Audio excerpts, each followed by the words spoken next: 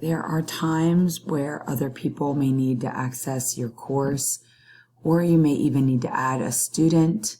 But examples might be an aide in your class, a substitute coming in, and you don't want them to have the teacher role because they can edit things. So what you can do is go to people, and you do have the ability to add people as a student if you want, like I did here, or you can add them as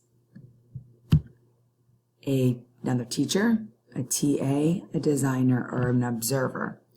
Personally, I always check observer for any teacher aides or substitutes.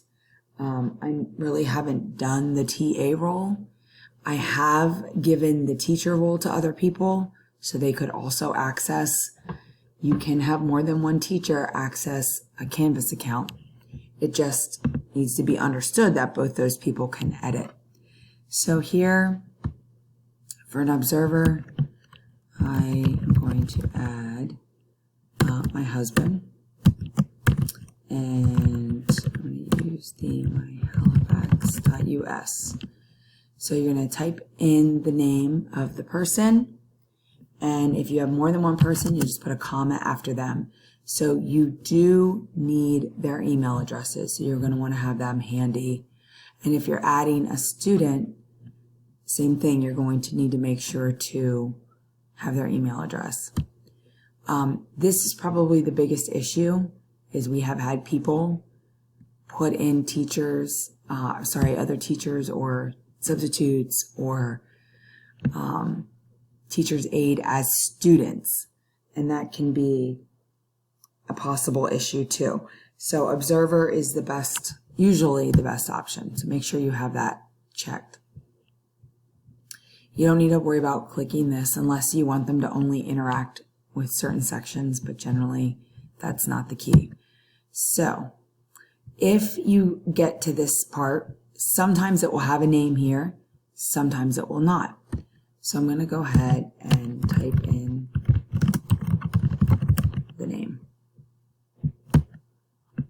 All right, so now it found Matthew Zaplicki, and I'm going to add that user.